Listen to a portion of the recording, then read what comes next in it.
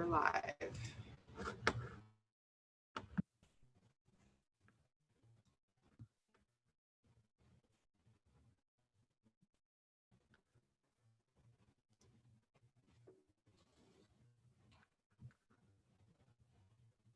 right.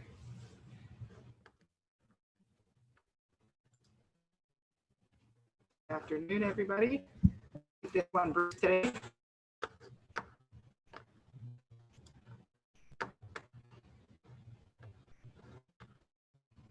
Not sure if it's me or Jasmine, but she's completely frozen and broken. Can you guys hear her? No, she's broken, completely and broken.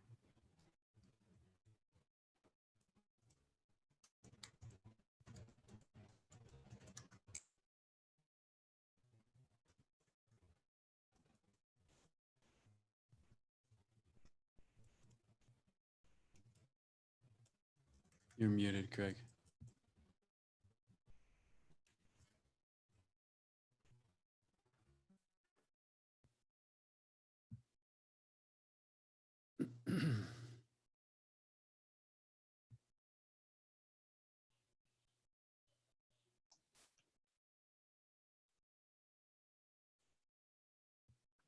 Probably want to just get going because she's dropped off and we're live streaming already.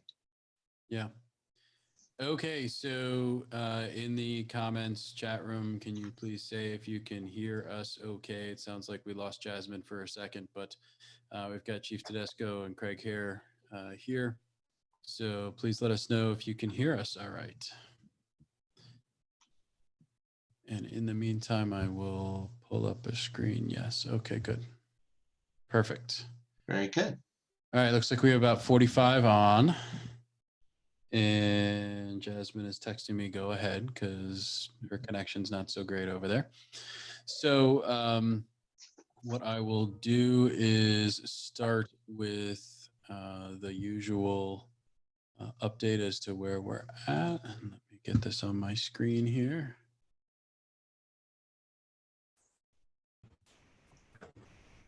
All right, so here is today's COVID-19 dashboard. We're over 21,000 cases in the state of Florida with 3,000 almost hospitalizations and a little over 500 deaths. In Pinellas County, that's 491 cases with cumulative hospitalizations of not quite 100 and 14 deaths, unfortunately. So we continue to have some very definite impact on the county. There are certainly a number of people in the ICU in Pinellas County as well. A few more than the last time I talked to you. Still not a huge number, but definitely an impact in our ICUs at this point.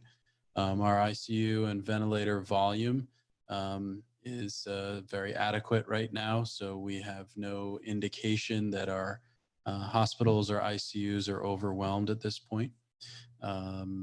Call volume remains relatively low, although the feels like to me, and Craig, you can tell me if this is true or not, but the feels like to me is that the volume's up just a little bit over the last 2 or 3 days. So we're not quite as far down on the call volume as we were before, is my feel. Yeah, our lowest point was probably 366 transports, and calls kind of go right along with that. Yesterday we were up to 420. Normally we'd be in the 520 range, so we're still down significantly, but you can feel that it's picking up a little bit more. Yeah. And next thing I'll show model from University of Washington, and here is the Florida page of this model with now our peak looks to be sometime in the beginning of May. It had been in the beginning of May. It moved back to April 21st. Then it moved back out to April 26th, and now it's moved back out to May. I suppose the hope is that this means that social distancing is perhaps helping a little bit, having some effect, although again, I still think it's pretty early to say that definitively. I do want to point out that while these curves look better than they used to look, and the shortages up here aren't huge, this is not nothing. We're talking about 128 deaths in a day in the state from this, and that's the peak day. So the days on either side of that will also have large numbers of deaths, and as you can see, the mortality rate here climbs, but we're talking well over 100 people dying on a daily basis for weeks at a time in the state of Florida. So that is no small thing. The estimated total deaths at this point is going to be somewhere just shy of 5,000, but it's important to look at the range, which is 1,250 all the way up to almost 14,000. So there's a pretty broad range on this stuff still. So I wouldn't get too hung up in the modeling right now. And I think it's important to just stay focused on being prepared and protecting ourselves as we go about taking care of these patients. We do have a little bit of a short timer today. I have to hop off at 4:30, and I think Craig probably does as well. So what I would like to do is stop there and go directly into questions. You all have seen multiple times now the entire packet of medical control directive and treatment protocols. I will say we are in condition yellow, which means there's no change to the standard of care. Our focus is on mitigating risk and taking appropriate protective actions and providing the best possible care for those patients who we think may have COVID-19. But there is no alteration to the standard of care. There is no reason why we would not do everything possible for any patient, regardless of whether or not we think they have COVID. So question coming in, just want to confirm if we respond to a trauma alert and it's not a suspected COVID patient, we are still able to intubate and secure an airway if indicated. Yes. So again, to be clear, the category yellow treatment strategies apply to suspected COVID patients. And the goal there is to maximize the care for the patient and minimize the exposure to you.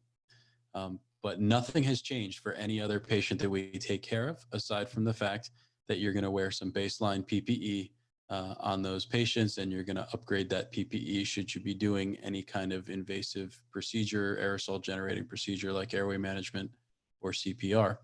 And the reason for that, again, is that there is some asymptomatic potential for transmission. So it's smart to protect yourself on any patient encounter. But nothing has changed regarding the standard of care. And I need people to focus on that for a second. I know there's a lot going on, but we are condition yellow. Our resources are not overwhelmed. We have adequate PPE. The hospitals are open and ready for patients. We've got plenty of units on the road, and there's no reason why we would justify lowering or altering the standard of care at this point. While we wait for the next question, it might be worth, because I've heard this a couple of times, just mentioning that there is no such thing as downgrading your PPE. I'm not sure where that's coming from. I know it's probably uncomfortable to wear that stuff in a lot of cases, but we want you guys to be protected. We as yet have not had a occupational exposure result in an infection, and we would like very much to keep it that way. And that means that given the fact that there's asymptomatic patients out there who could be contagious, and given the fact that we're doing some high risk procedures, it makes every bit of sense in the world to take precautions. So please do that. And as I said, I know it can be difficult and uncomfortable, but a lot of people worked really hard to make sure that you have the appropriate PPE available to you. So please use it and stay safe. Mike asks, any update on when the filters will be available for intubations? That's a good question. I will put that on my list to double check where we're at with that, Mike. Good to hear from you, Mike, by the way.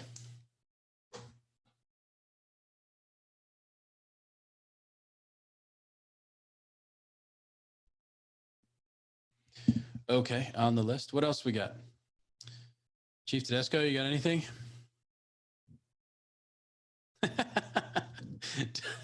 Hey, you said you wanted to come on. Just a pretty face, huh? Hey, tell everybody about the progress on the 40 millimeter adapters, because that's going to be Oh, very, yeah, that's very super cool. exciting. Sure. We were able to successfully 3D print the 40 millimeter adapters that attach to the assembly piece that goes on a SCOT or an MSA mask. We tested it several times, different adapters, random tests. We even tried 2 different seals. And each time we had a 100% positive pass. So we're very pleased with that. And when you see this adapter, we've fine-tuned it to where it's just a small little threaded adapter. The virus is not going to get through that. And so our folks are really pleased with being able to use their own SCBA masks as opposed to the 6000 series mask. And what that does is enables them to speak more clearly to patients without screaming and losing their voice. Some of our masks weren't of the best quality because they'd been sitting in a bag for a long period of time. And of course, our folks take much better care of their own SCBA masks and are much more comfortable in those masks. And so it's better all the way around. We do have one P100 cartridge, and so that allows us to lengthen our stay of P100 cartridges. And just so you know, we're advancing forward. We're not stopping there. We have already designed a hard casing that you'll thread and snap onto that 40 millimeter adapter that will have filter material inside it, giving you a larger area to breathe from. So that's the next in evolution of this. Again, these are all short-term solutions for a long-term problem. And everybody clearly needs to understand that. So I hope that suffices. Thank you. Next question from Theo is, do we have field testing for personnel yet? Will we be tested randomly or at a set time? So there's a 2-part answer to this question. So if you are symptomatic, we can get you tested. I know it's been a struggle for some people to get tested at a healthcare facility or in the community, but if you are symptomatic, we have the ability to get you tested. What you need to do is go through your agency leadership, your agency designated infection control officer, chain of command. They will then reach out to me. I will say, yep, that sounds cool. We can get it done. And then we will tell you where to go and how to get it done. That's for symptomatic people. If you are talking about the asymptomatic testing, surveillance testing, we still think we're probably about 2 weeks or 3 weeks out from being able to do that.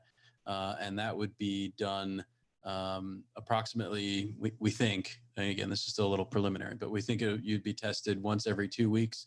And so it would be done over a specific couple of days. We'd try and get pretty much every first responder in the entire county, and then do that a couple of times over a period of a couple of months to see how this virus is impacting us as a group of first responders. Hey, Doc, I got an update on that one. I was kind of multitasking here that we've got a local vendor that may have a few thousand of the antibody tests. So I just passed that to the EOC. Yeah, I saw that. We're going to have to vet which test it is because there's a lot of cowboy stuff going on right now. Yeah, absolutely. Because the FDA and the CDC gave a little leeway for commercial companies, and now there's dozens and dozens and dozens of people hawking tests. So we just have to do our due diligence on that and make sure it's something that we think is accurate and reliable. Yeah. I will talk about EOC logistics. That exactly what you just said is for every 10 things that get sent to us to look at, 7 are a scam, 1 doesn't pan out, and 2 are real. So, and then a lot of those are months out when you actually have something that's a viable product. So. Yeah, So we vetted the one that we ordered. We ordered many thousands of them, and the goal is to test every first responder in the county that's fire-based, ambulance-based, and law enforcement officers, so that we really have a good idea of what this virus is impacting on us. Truck 67 in the house. Very good. Let's see. Autumn says she liked using the SCBA mask instead of the 3M mask. So cool. That's great. Hopefully we can keep that moving. I know the online consults without a voice amplifier are a little bit like, but you know, we're making it through it. Next was what will make you make the call on going back to normal status? For example, going back to normal dispatching and not having RIP on most calls. Will it based on call volume or CDC guidelines? So that's a really good question. And there's a lot of discussion going on right now about how do we know when it's time to unwind some of this stuff? And I would just caution you that it's not anytime soon. We don't have a vaccine. We don't have antivirals. This prevention kind of strategy is really all we have still. There was a really interesting thing in the last day or two from Morgan Stanley, an investment house who has a sector analyst whose job it is to like research biotech stuff. And they put out that they thought that perhaps sometime in October, healthcare workers might get first crack at a vaccine, and that would make things a little easier for us. But that is by no means guaranteed, and that's a guesstimate. It'll be interesting to see. I don't know yet, but there's a lot of factors that go into that decision. How many cases there are in the community, what level of immunity there is in the community, what our treatment strategies are, what our prevention strategies are. There's just a lot that goes into that decision. So not an easy answer to that.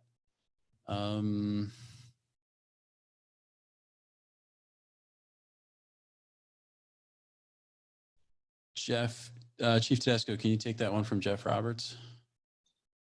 Oh, you did already. Never mind. If nothing else, it would solve the fogging problem. I thought we were getting the anti-fog drops for like from the diving masks. Are those working? Somebody say if those are working. Oh, there it is. Yeah, I added that we put that out behind from, you guys in the from comment. Gary.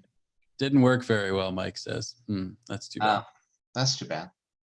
Especially as it's getting hotter and more humid out, I guess. All right, so we've got about 12 minutes left.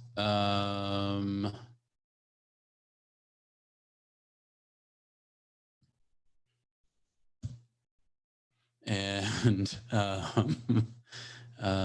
we will take any more questions that you guys have.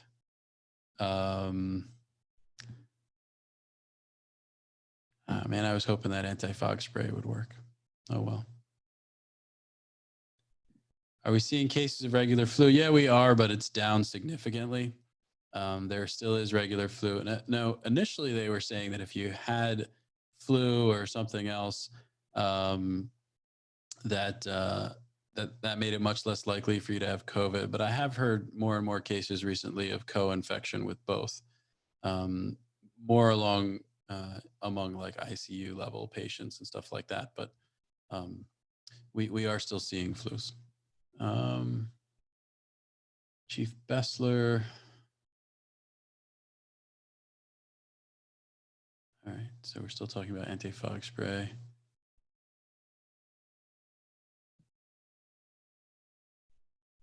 Okay, so it sounds like some people may not have been applying the anti-fog spray properly because it is working for other people, so we'll see. The 3M masks are better than the goggles and N95 for visibility and fogging. Interesting. Okay. I mean, remember the face shields are still an option as well. If you're in a N95 and you have glasses or whatever.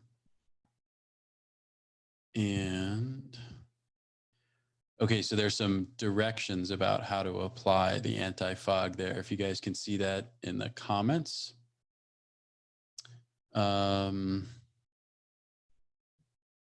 Bob Lanou asked, a lot of data coming from Italy about keeping patients prone and avoiding intubation at all costs, changing our protocols. So yeah, so as we discussed before, the goal is even if they're hypoxic, if their respiratory drive, respiratory effort, and mental status can tolerate it, we'll limp them on in on supplemental oxygen and not get into advanced airways or intubating them if at all possible. It's only really when we're starting to get mental status decline or stats that we can't even get into the 80s that we would want to do that because of that data, Bob. So that's why the permissive hypoxia, and that's why the focus on supplemental oxygen and getting them on in if possible without going down the intubation road. Next is first responder antibody testing. What is the turnaround time for results? The test that we have ordered takes 15 minutes, and the plan would be to give you the results right there.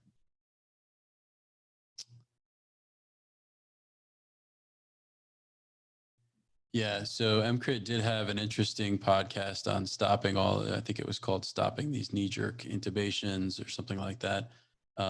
It's pretty interesting discussion. There was a lot of interesting discussion on the Eagles call today as well about the pathophysiology of this disease and how it's interacting with the heme molecule and how it's interacting with the lung tissue itself and possibly even the vascular tissue and maybe even the parietal tissue or the pleural tissue.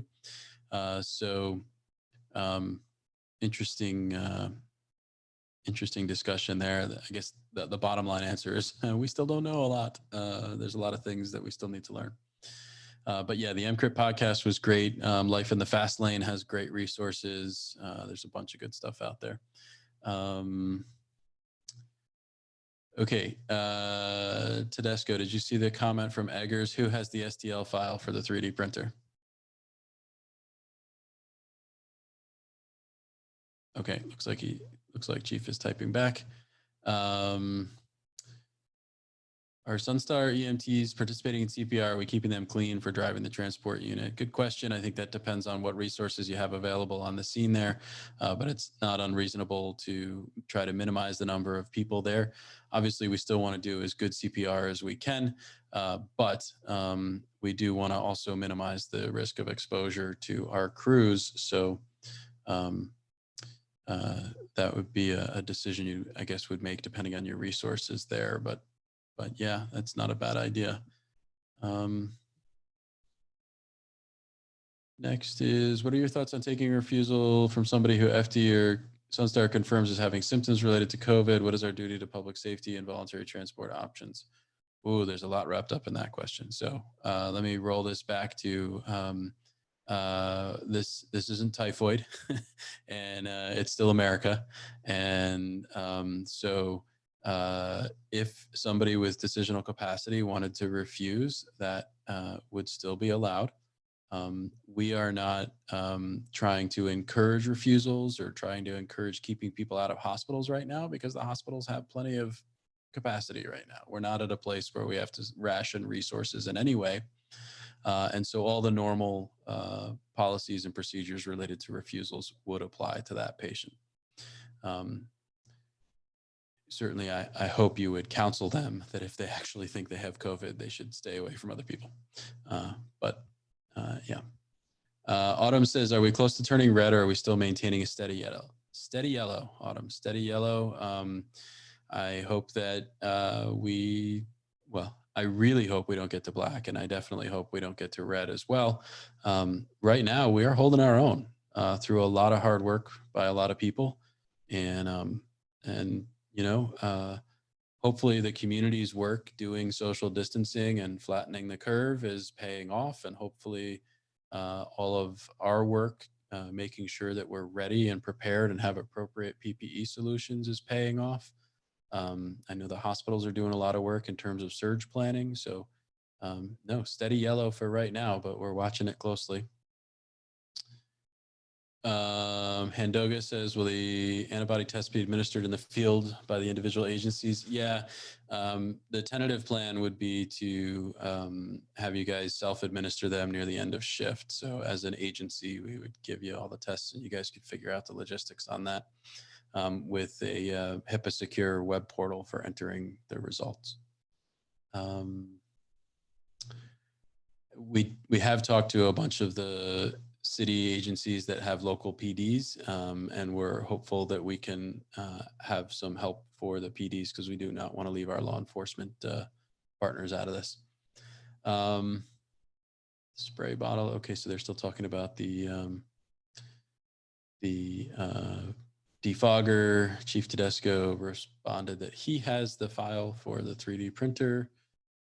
Craig, Yeah, let me tag on to that. So now that we've got the testing completed, we are going to put it out to the community for the 3D printer aficionados out in the community. And we'll be asking each agency how many that they need to move over to them. So that'll be underway. Great. Theo, I think I sort of answered that question already, but the deciding factors are a multitude. It's case rates, so it's prevalence of the virus in the community. It's our ability to treat or cure somebody who gets sick with the virus. It's our ability to prevent the virus, a vaccine. It's any number of those things. But as I mentioned before, I don't see that happening anytime soon. So what I am actually beginning to think a lot about is sustainability. And I know it's a pain in the butt to be wearing these masks and PPE all the time. I get it. It's the same for me on my shifts. That's why I don't have a beard anymore. Darn it. I get it. It's a pain in the butt. It makes everything harder. It makes everything more uncomfortable. But we're going to need to keep this up for a bit here. So I don't want people to think that this is going to be a short-term thing. I really think that this is going to continue for quite a while yet, weeks and weeks and weeks, maybe months and months and months. So kind of got to just settle in and get used to that, and make sure that we're focusing on sustainability.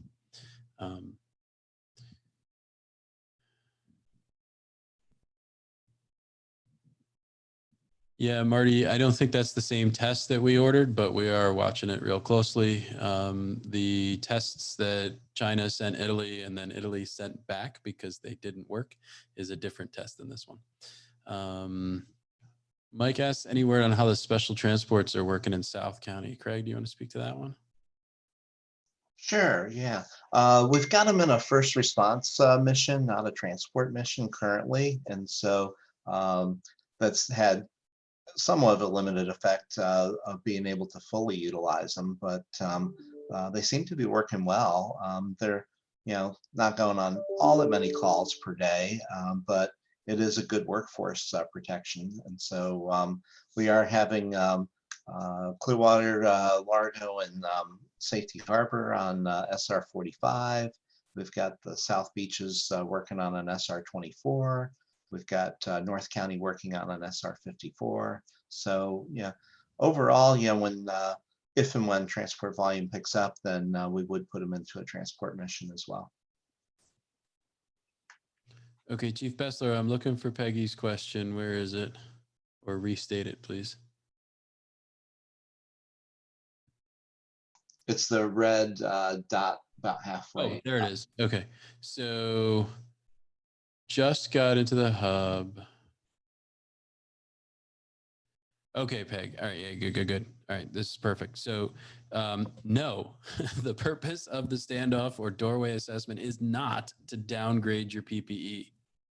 The purpose of the doorway assessment is to upgrade your PPE if you find anything that dispatch didn't relay to you. So if there was no RIP note, and you weren't on like the pandemic card with a RIP note, or there's just no RIP note in general, you still need to do the standoff assessment. And that's how you're going to keep yourself safe in case the person on the other end of the phone didn't tell the truth, the whole truth, and nothing but the truth to the dispatcher. So the purpose of the standoff assessment is to upgrade, not downgrade. Yeah, well, it could be wrong, Peg, but minimum PPE on every call, right?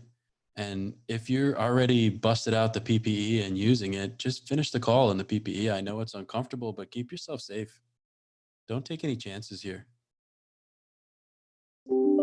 Yeah, there isn't anything in the medical control directive that says downgrading PPE. And for the sake of a bonnet, a gown, and some shoe covers, don't put yourself at risk. And you know that minimum PPE on all calls now is respiratory and eye protection. So just be safe. If you look at firefighter fatalities around the country, if you follow U.S. Fire Academy, USFA, Fire Administration, you'll see most of the recent deaths, unfortunately, have been COVID-19. And there's plenty of EMS cases that are coming out in the news as well.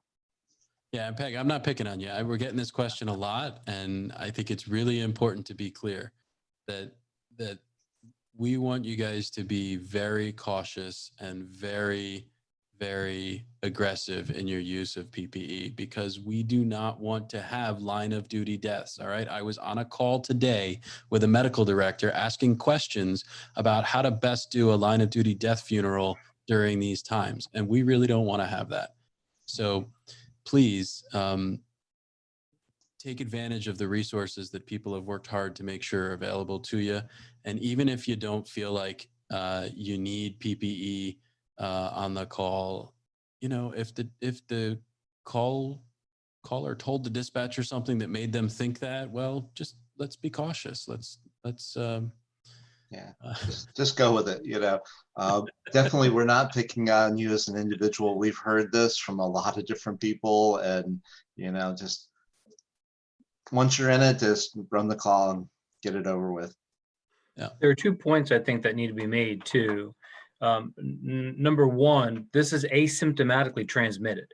And that's a really important distinction, which is why we're doing this. You don't know what you don't know, so don't be a fool. And the second thing is, we should be blessed, quite truthfully. We should be thankful on how much PPE we actually have and the due diligence that so many people in this county, to include many people in on this Q&A session, have done to make sure we have what we have. I know of several agencies that do not have anywhere near what we have. So I think we're very positioned, and a lot of credit needs to be given to a lot of people for having that. I really do think that. Yeah, I would agree. Okay, so both Craig and I have to hop off here, but last couple of things. No, we shouldn't been taking a Tyvek suit home after a call. And our supply of PPE is holding up. Really, actually, I think we're in a better place than possible in many other places. But my shift at the hospital last week, I happened to see a Sunstar crew come in who wasn't wearing their N95 mask. So I'm being kind of forceful about this because I think it's really important.